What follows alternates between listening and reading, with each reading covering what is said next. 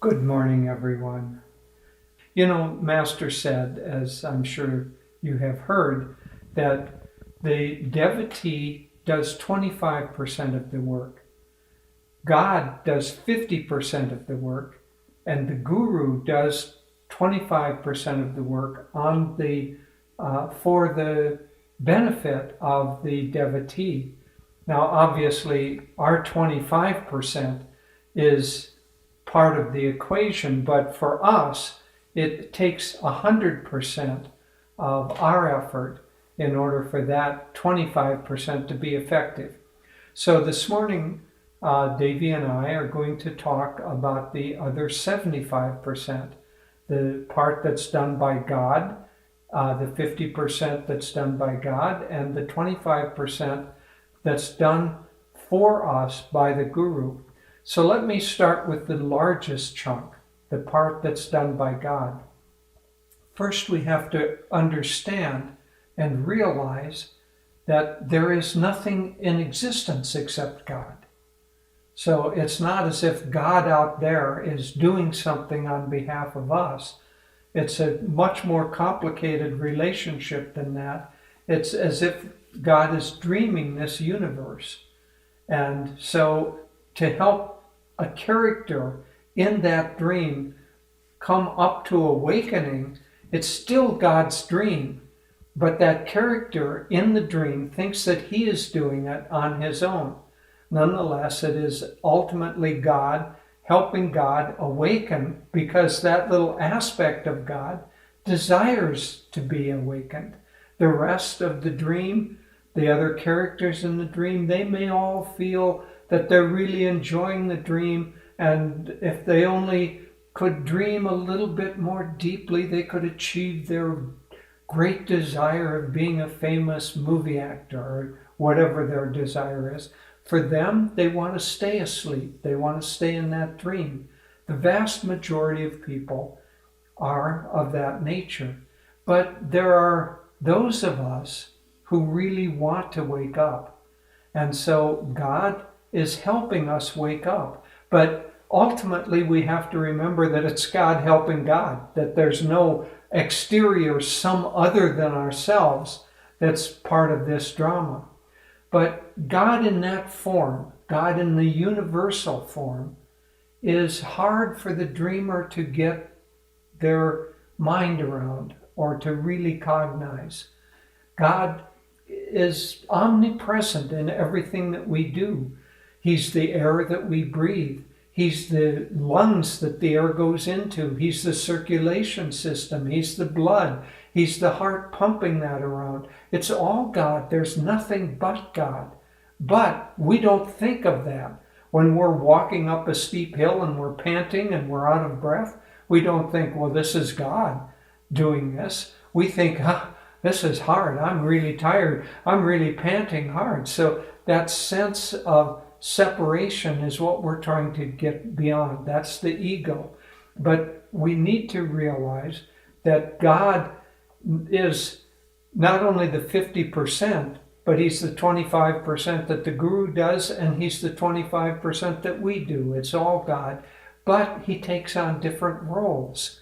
And so that those different roles seem to be different. And because our minds are still in the condition of separation, so we think of ourselves as being separate, then it's better in that condition to pray to God or pray in God, but to reach out to him as if he's separate from us, because otherwise a certain degree of unreality of the level of our realization slips into the picture. So let's for now, for the sake of this discussion, think of God, yes, omnipresent, but think of God in his role as the creator and as the person who keeps in the role of Vishnu, the sustainer of this universe, and in the condition of Shiva, the one that dissolves, especially us, dissolves our delusion and dissolves back into him. let's think of him as playing that separate role from us, because that's how we perceive it now, even though that, as I've been saying, is an illusion.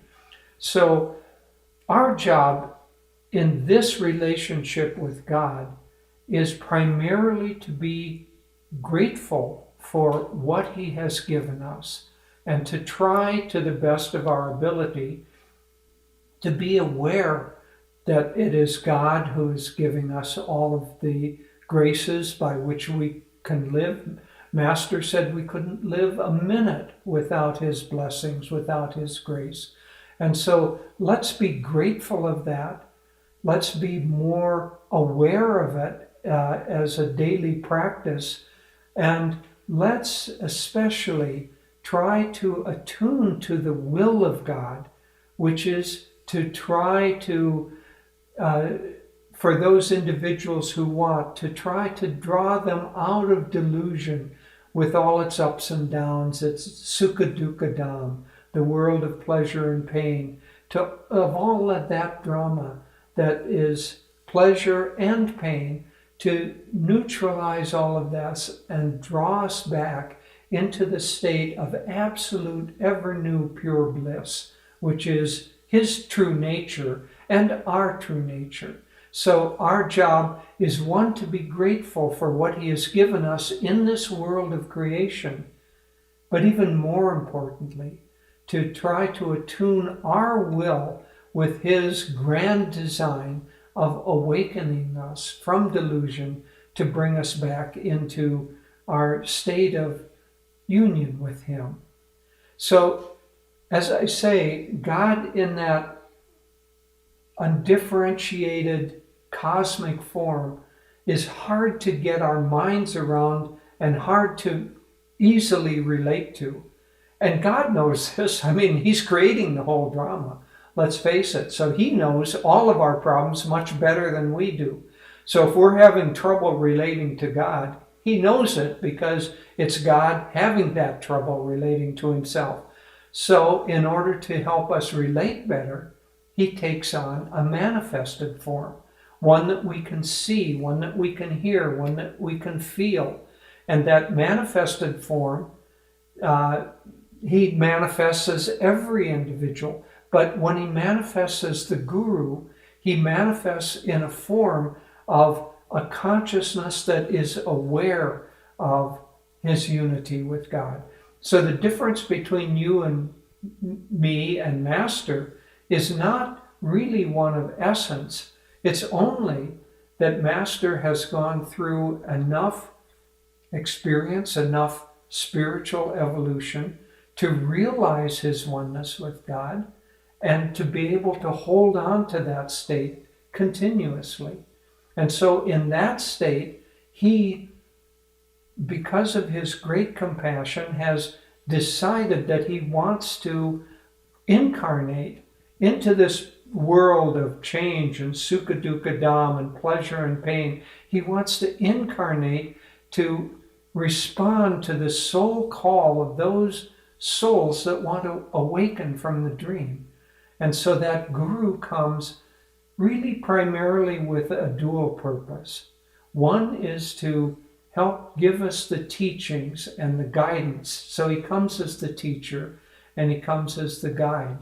The other is that he comes bringing magnetism and a kind of a power, a spiritual power that makes us want more ardently to wake up from this dream. That dual role of the Guru is very important. So let me first talk about the Guru as the guide and the teacher. Now let's take Master as an example, because obviously we're all disciples of Master. Master, in the form of the teacher, has, again, even within that role, he has a dual role. One is as a world teacher. And so rather, one might say impersonally, he just is a lighthouse that beams out light in 360 degrees. And that light is going out. And anybody who wants to can relate to that. They don't have to be his disciples. They don't have to try to attune to him more deeply than they really want to. But he's just impersonally putting that light out. A perfect expression of this is the Autobiography of a Yogi.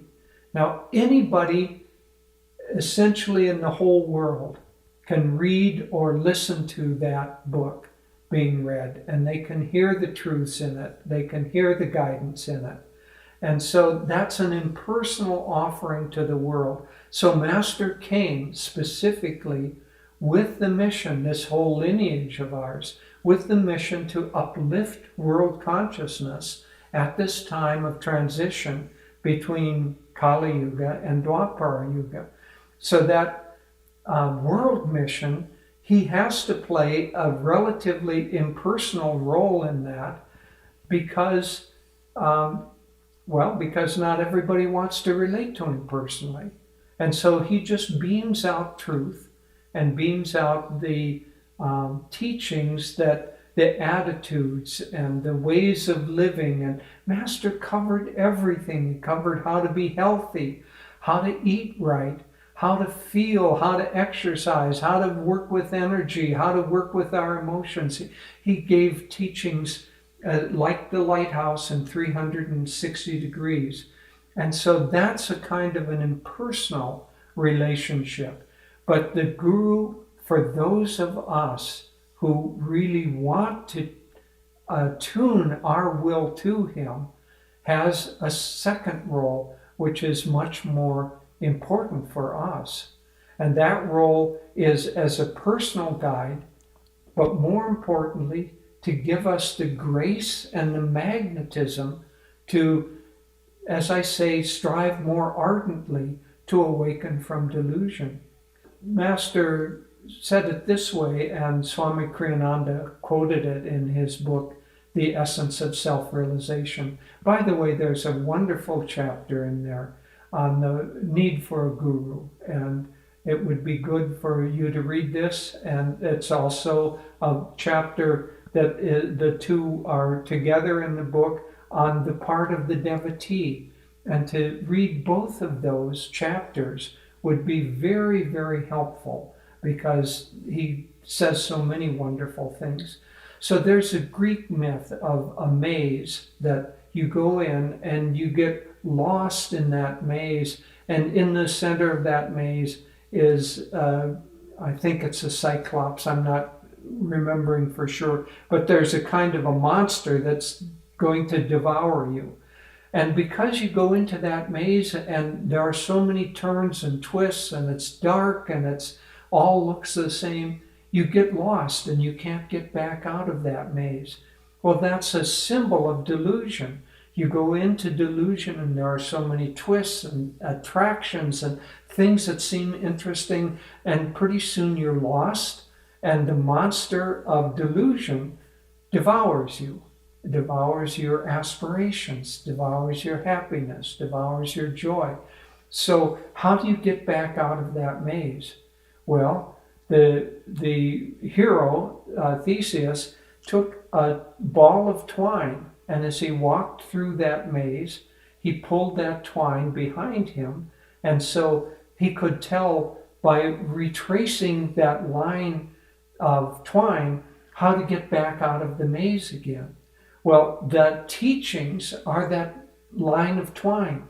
So we take that along with us, and as we go through the maze of delusion, we have the way out. Now, for us specifically, those teachings are the teachings because we have called out. Our soul call has been to Master, wake me up, get me out of this delusion. I'm tired of the ups and downs, and I'm tired of the kind of instinctual compulsions, and I just want to be free of it.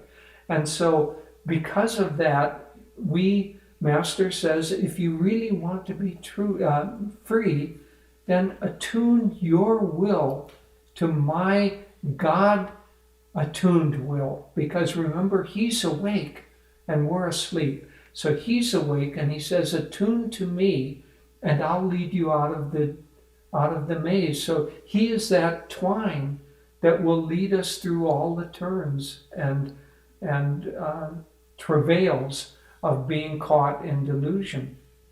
Now, our part in this is in our relating to the Guru, because he's doing as much work on our behalf as we're doing ourselves. So we have to understand that his role as the Guru, he is putting out tremendous energy, not only for us, but for everyone else. He's putting out energy for world upliftment, but for all of those who consider themselves his disciples or followers or even interested in his teachings, he's giving specific energy to them. He's giving specific energy to us. How do we receive that energy? Well, we receive it by the way a solar panel receives energy from the sun by turning toward the sun. We have to turn our consciousness toward the Guru. And by opening ourselves to the Guru, we receive not only his teachings, but his grace on behalf of God. And that is a tremendous blessing. Sometimes we get caught in, forgetfulness, and we forget how important that is. But Swami Kriyananda had that magnetism. Yogananda had it even more than Swamiji had it. So there's this tremendous magnetism, but my personal experience is with Swamiji. And so he had the magnetism. Yes, you could attend his classes. You could be almost bedazzled by the wisdom of the way he explained the teachings. But more importantly, you left a class or you left his presence with a kind of a soul awakened desire to practice these teachings, to do the things that would get you out of delusion. Now, you could have read a book and gotten the same teaching, but not the same magnetism. And so that tuning into the magnetism of the Guru is extremely important. Now, how do we do that? Because that's the real question here. How do we tune into the magnetism of the Guru? Well, it's partly with the mind, but the mind is really the least of it. We have to tune in with our heart and our soul. Our heart, and we have a purification ceremony, and there's a line that is repeated in that for the devotee who comes up. The minister or the light bearer or the acharya working with him says, the master says, open your heart to me and I will enter and take charge of your life. And that's a very, very central part of the teachings. We have to open our heart. That means we have to attune our desires, which are mixed and turned everywhere. We have to attune that and say, Guruji, I want your guidance. I want your grace. And as we do that, then like an electromagnet that we're an unmagnetized bar of steel. He's an electromagnet, a very powerful one. As we ourselves, of our own free will, because he won't intrude on our free will, but from our own free will, we say, Guruji, I open my heart to you. I want to be awakened. I want to be attuned to you. I want to be aligned in my desires, in my activities, in my thoughts, in my feelings. I want only to be aligned with you.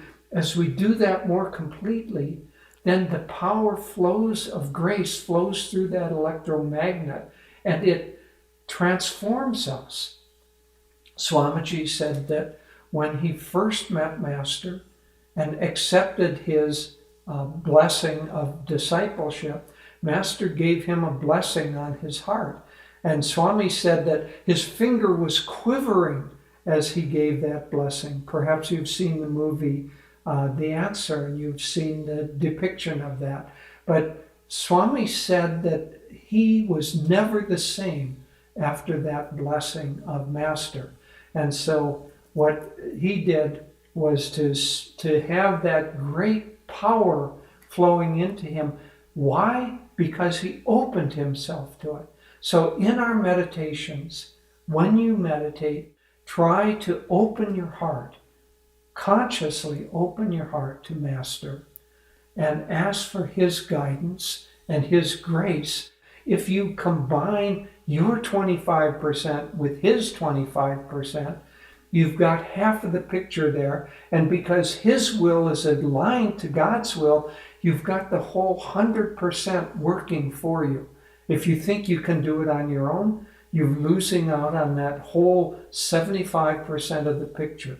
Align yourself deeply by opening your heart and opening your soul to the guidance and the grace of Master. You should try to stay in attunement, in alignment with the will of the Guru throughout your entire day, throughout your activities. You should really try to feel that every thought, every feeling, every desire, every action is done in attunement with Master. Master said his highest prayer, and I'll end with this, is, I will reason, I will, I will act, but guide thou my reason, will, and activity to the right path in everything.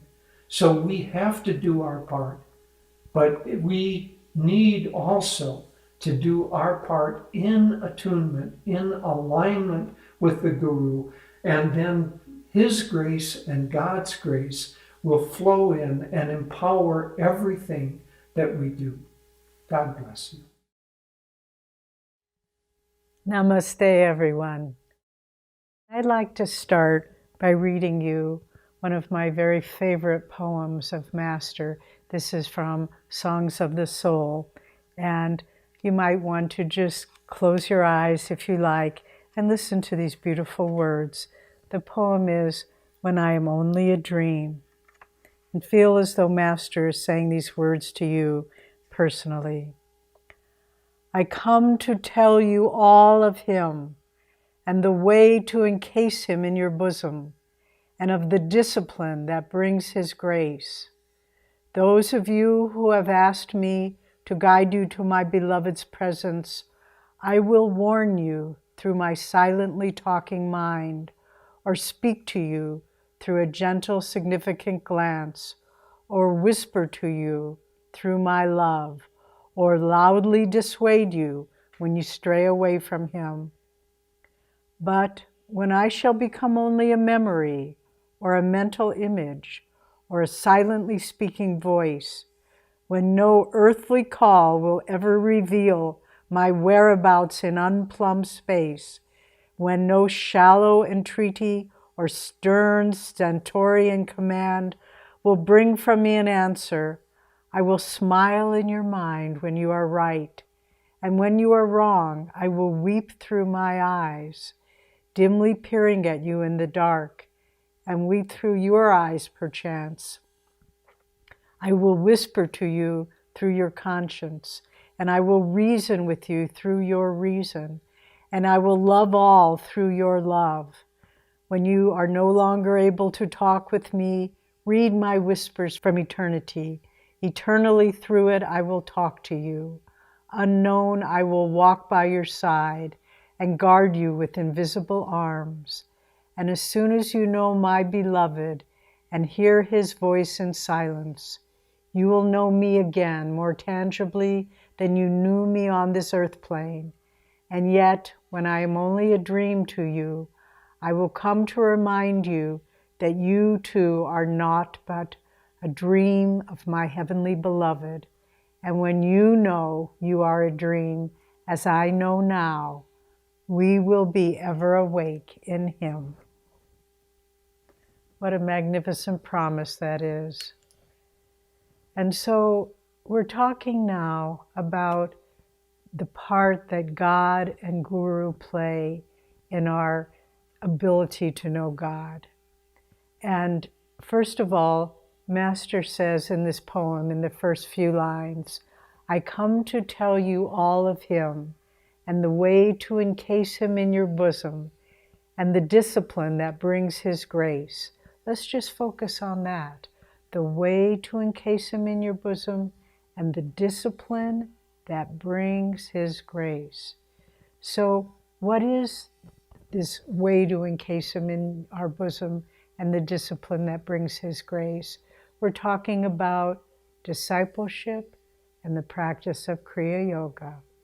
When we try to talk about this formula of God's part and Guru's part, what's the difference, really? Jyotish explained it quite beautifully and profoundly, but between God and Guru. In a sense, there isn't a difference. Swami gave the example in one of his talks about discipleship that God, we can think of it as the great power generating station, maybe a huge hydroelectric dam.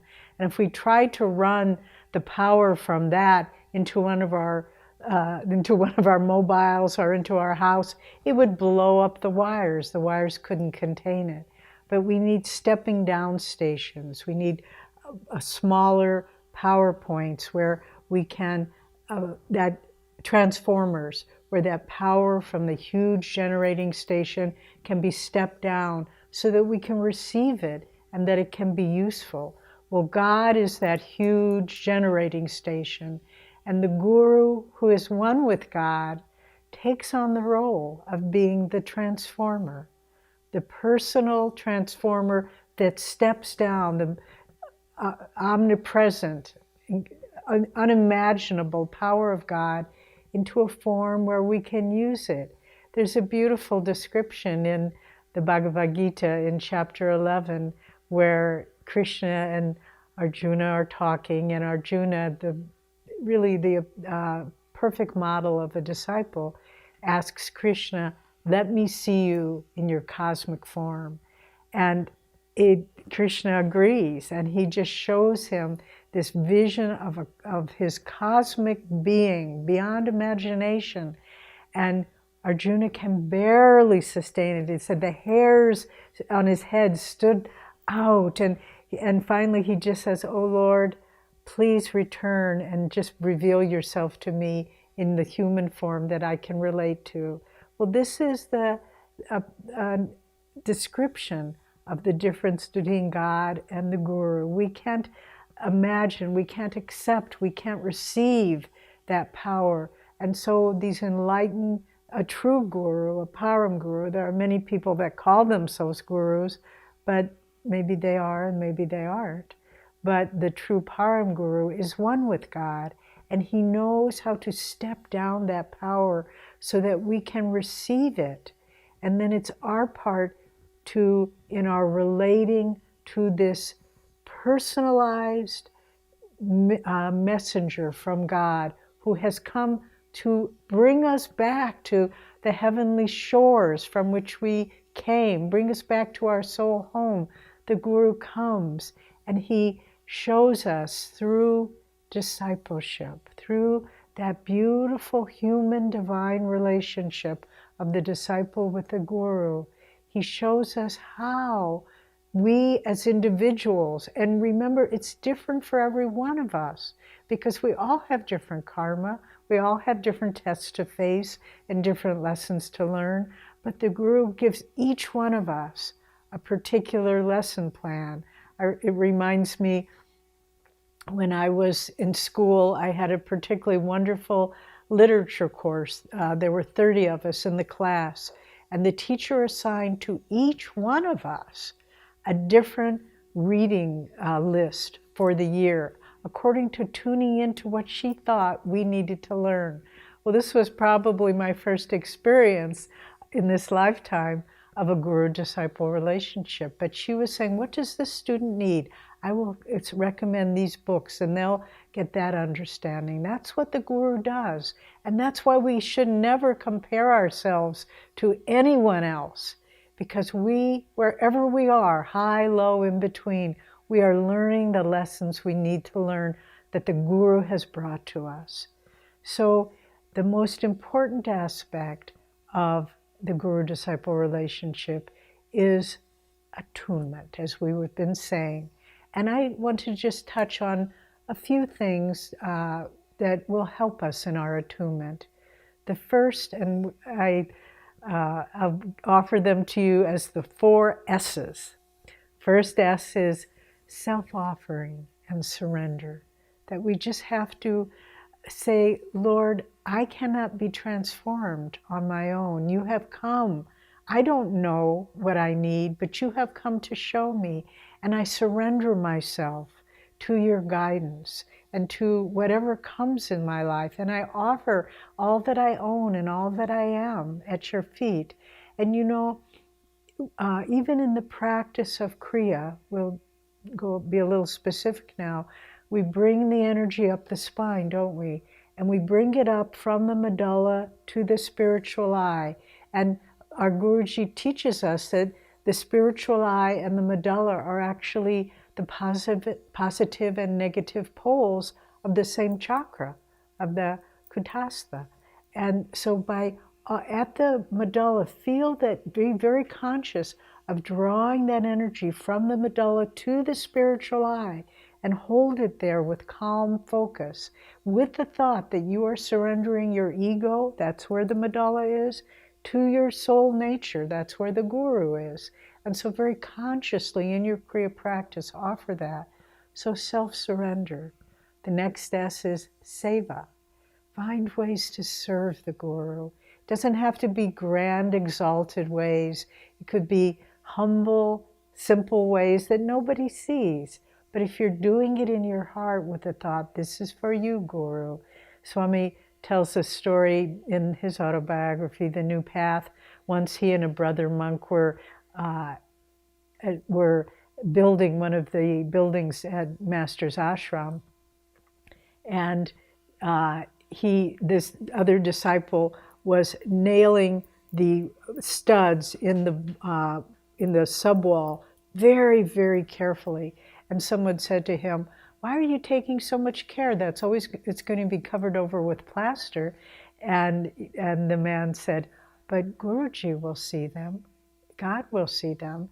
And if we can do everything in our life with the thought, God, I am doing this for you, and you receive it and I know you will receive it." So self-offering, seva. The next S is study. Know the Guru's teachings. Be sure that you understand the technique. So often people get it a little confused and they waste time by doing it improperly. Understand the techniques as well as the teachings for daily life and live them.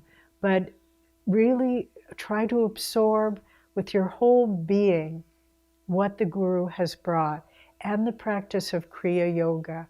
And don't ever lose faith that the Guru is not helping you to understand how to go deeper in Kriya, because he is. That's what he's there for. And so as you do your Kriya, ask the Guru, help me to do it better, help me to go deeper. So study the Guru's teachings. And then the last S, we talked of self-offering, seva, study, is spotlight. You know, in the poem God, God, God, Master said, "The spotlight of my mind is ever turning on thee." So keep your mind focused all the time on the Guru and try to be asking him all the time, is this what you want? Is this what I should do? You know, once, a few years before Swamiji passed, we were walking with him at his home in America at Crystal Hermitage, and we were walking around the back garden, so beautiful. And Swami was always, it was hard for him at the end to even just do a little walk, but because Guruji said, you should take a little exercise every day, he tried, and we would walk with him. And one day we were walking around the garden, and usually he was just quiet, he didn't say much. But at this time, he just paused for a moment, and he said very quietly to himself, really, not to us, "Oh, that's what he meant." And then we kind of looked at Swamiji with a little quizzical expression, like, what are you talking about? And he said, I was remembering something, a little moment with Master 50 years ago when he was talking with several of us monks, and he said something to one of the monks, but he raised his eyebrow a little bit to me, and now I realize he was talking to me. He wasn't talking to that other monk, even though it seemed as though he was talking to him.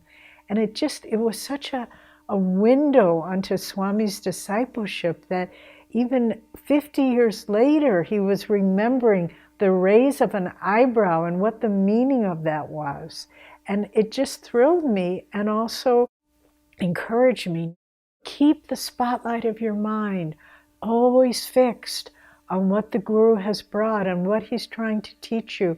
And in your daily life, don't be absent-minded. We won't find God with absent-mindedness. We have to keep the spotlight of our mind ever keep turning on the goal and on what God is saying to us. And so even if you're chopping vegetables or washing dishes or creating a computer program, whatever it is, driving in traffic, keep the spotlight of your mind focused on the Guru. And all of these 4 S's lead us to attunement. And it is through attunement that our Kriya practice begins to get momentum. And that we, over time, and sometimes over time it gets stronger and stronger. Sometimes people come to us and they say, oh, I've been doing Kriya for a year or maybe a few years, and I don't think I'm getting anything out of it.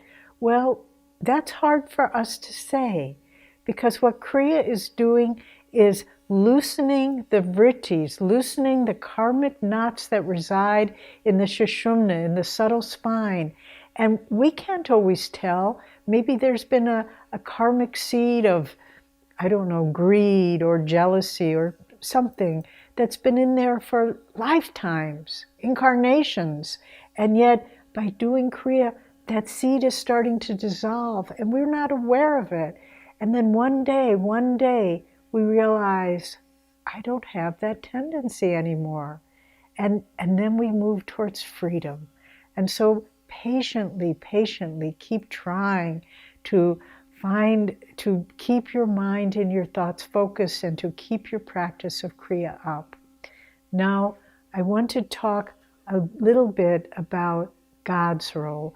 Remember in those lines of the poem, I want to tell you all of him and the way to encase him in your bosom and the discipline that brings his grace.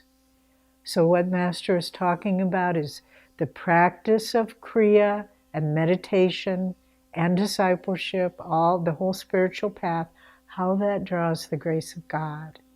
Because ultimately, it is the grace of God that does everything. I remember once in the early years when I was on the path, I was having a karmic test came to me. I couldn't get along with another person. And I was sincerely trying to get over this. I was doing everything I could. And I was praying and doing affirmation and sending light to the other person and every technique that I could think of, but it didn't seem to go away. Finally, I just came to Swamiji and I said, Swami, do you have any recommendation of what I can do? I'm doing all these things. And he laughed with great love and great patience and wisdom. And he said, oh, ultimately, these things are just God's grace. And what I came to understand over the years, it's not that God wipes it away and then you're free, but I had to get bigger than the test. And that's how God helped me. He expanded my awareness, he opened my heart, he helped me to understand the other person, and then finally it just wasn't an issue anymore. And that was how the grace came. But we have to prepare the soil for God's grace by doing our Kriya practice, which enables us to find a point of objectivity within ourselves, to find that point where we have the ability to make those mental, emotional, inward changes that really help us to receive the grace of God. And so ultimately, it is all God's grace.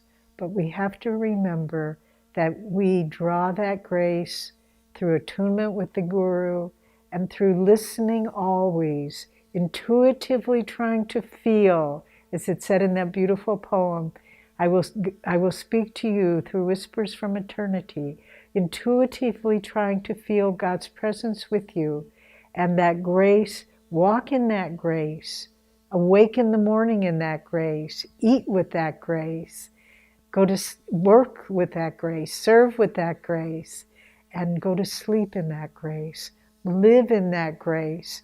The more you consciously are aware of it, the more and more you will be transformed, and your Kriya practice will be the catapult that frees you from the mud, being stuck in the mud of this sorry world, and lifts you on wings of grace into the bosom of God and into the joy and bliss of our own soul nature.